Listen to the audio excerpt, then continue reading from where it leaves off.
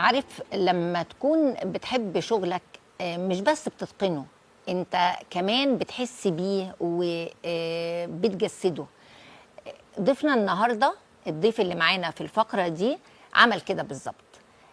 هو بيشتغل في الانتيريور ديزاين او التشطيبات الداخليه، وكمان دارس تنميه بشريه. حط الاتنين كده في الخلاط وطلع منهم عمل ادبي وعمل انساني، وابدع في الاتنين.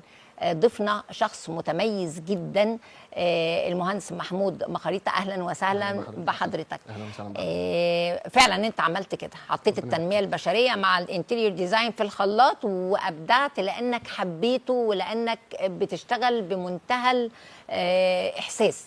الحمد لله. هنتكلم عن الجانب الانساني الاول. تمام. جسدت شغلك ازاي في الجانب الانساني؟ تمام. هو والله انا فكرت يعني طالما ربنا سبحانه وتعالى اداني نعمه، ازاي ان انا يعني اعلم بها غيري او تكون امتداد لحد يستفيد منها يعني. فكان الموضوع والفكره جت مع دور الايتام ان احنا نعرض عليهم خدماتنا، بحيث ان الشاب لما يوصل مثلا سن 18 سنه، لما يخلص فتره الدار المفروض ان هو هيواجه الحياه بعد كده. فالفكره ان يكون معاه مهنه، المهنه دي يقدر بيها ان هو يتعايش بيها، وفي نفس الوقت يقدر ان هو يفتح بيت او يعيش حياته يعني.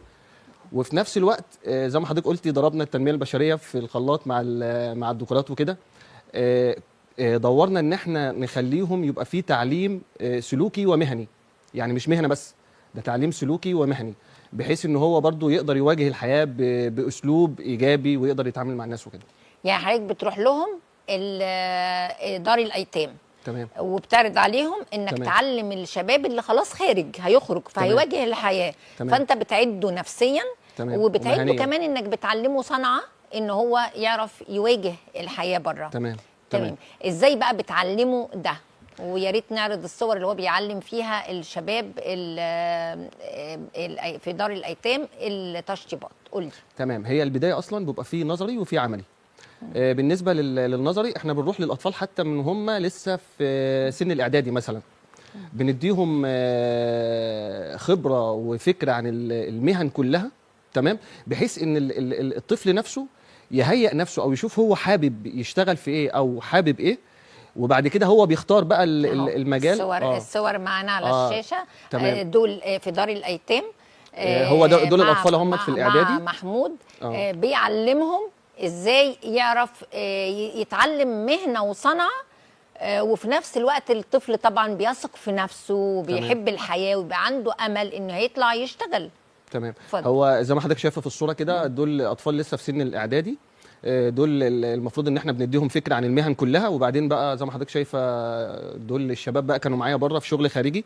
تمام. يعني احنا بندربهم وكمان بنديهم اجر، بحيث يعني بناخدهم مثلا من سن 15 16 سنه، بيبقى قدامه سنتين بيتعلم فيهم المهنه، يطلع من الدار معتمد على نفسه من دار الايتام وكده. ما شاء الله، دي حاجه هايله جدا جدا. تمام. وبيستجيبوا معاك؟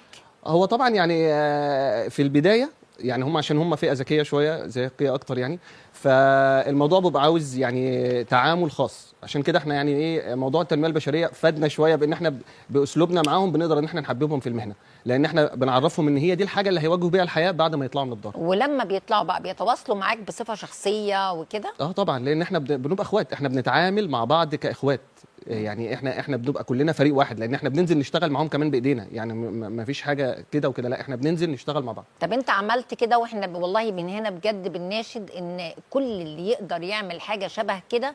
يعني انت قدرت تعلمهم الانتيريور ديزاين، حد تاني يقدر يعلمهم مثلا مشغولات تريكو، اي حاجه شبه كده نقدر نعلمهم. فدي فعلا بنكسب فيها ثواب، وفي المجتمع كله كمان. يعني بنكسب الثواب مش بس في الاطفال دي، في المجتمع كله ان احنا نقدر نعمل ده. اكيد.